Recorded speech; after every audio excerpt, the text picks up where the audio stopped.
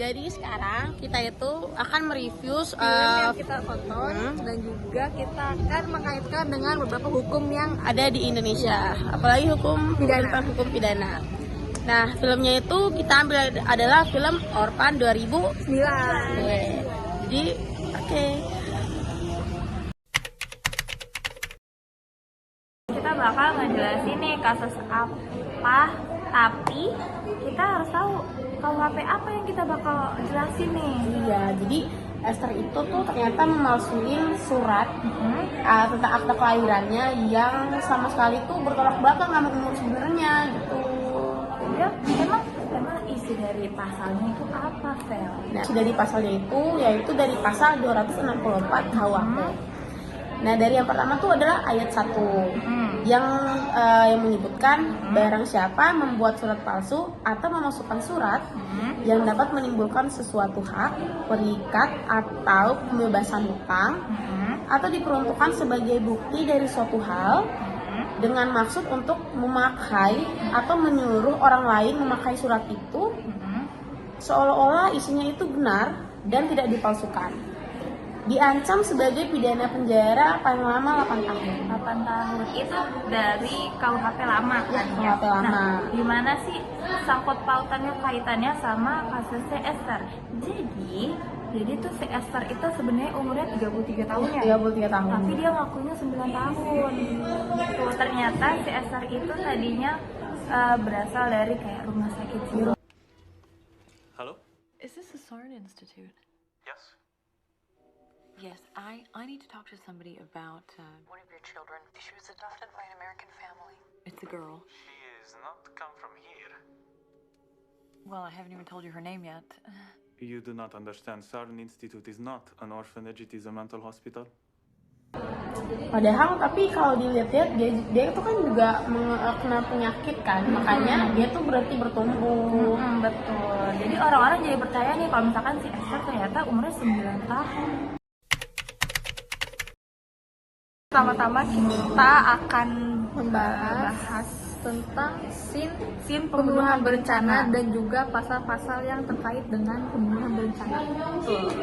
Oke, jadi di sini akan kita bahas ini adalah scene di mana Mr. Abigail sudah mengetahui tentang fakta-fakta asli Esther. Dan Esther tuh takut kalau orang tuanya tuh bakal tahu tentang aslinya dia kayak gimana. Jadi dia merencanakan pembunuhan kepada Mr. Abigail dengan cara menembak ban mobil yang dikendarainya agar dia terjatuh dan terluka. Jadi tindakan percobaan pembunuhan berencana diatur oleh pasal 340 KUHP dan pasal 53 ayat 4 KUHP. Di mana pasal 340 KUHP mengatur pembunuhan berencana sementara pasal 53 ayat 4 KUHP mengatur percobaan tindak pidana.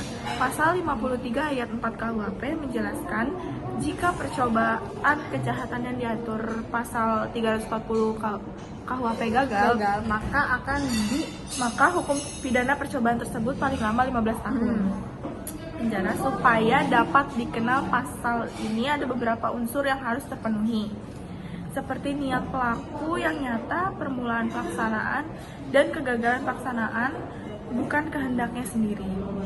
Dan untuk pasal 340 KUHP itu dijelaskan kalau hukuman pidana itu untuk pembunuhan berencana itu hukum pidana mati dan minimal 20 tahun penjara. Minimal paling lama 20 tahun penjara.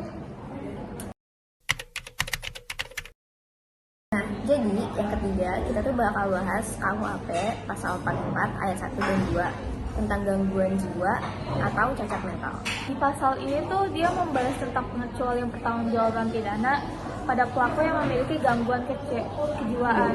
Nah, di pasal ini tuh seseorang tuh nggak dapat dipertanggungjawabkan perbuatannya atau tindakannya karena jiwanya yang cacat dalam pertumbuhan atau memiliki keadaan mental yang terganggu. Nah, dalam kasus ini si hakim ini bisa memerintahkan pelaku untuk dirawat di rumah sakit jiwa selama 1 tahun untuk masa percobaan. Penerapannya ini bergantung pada keadaan jiwa si pelaku. Jadi kalau pelakunya ini sadar akan perbuatannya dan tahu apa yang mau dia lakukan saat melakukan tindak kejahatannya ini, pasal ini tuh gak bisa berlaku ya pelaku. Nah, hubungannya dengan film ini, walaupun Esther tuh dia keluar dari rumah sakit jiwa, dia tuh tetap melakukan semua tindakan kejahatannya di film itu tuh dia melakukannya secara sadar. Contohnya waktu dia lagi coba bunuh Suster Abigail, itu dia udah merencanain dia bawa palu dari rumahnya buat bunuh Suster Abigail, atau mungkin saat di rumah pohon. Di rumah pohon itu dia beneran bawa bensin buat bakar bahan bukti yang ada di situ. Itu kan berarti dia punya niat dari awal kan. Masih bisa dikasih keringanan hukum ya, soalnya dia kan punya riwayat keluar dari rumah sakit jiwa ya, keadaan mentalnya agak terganggu, terguncang gitu.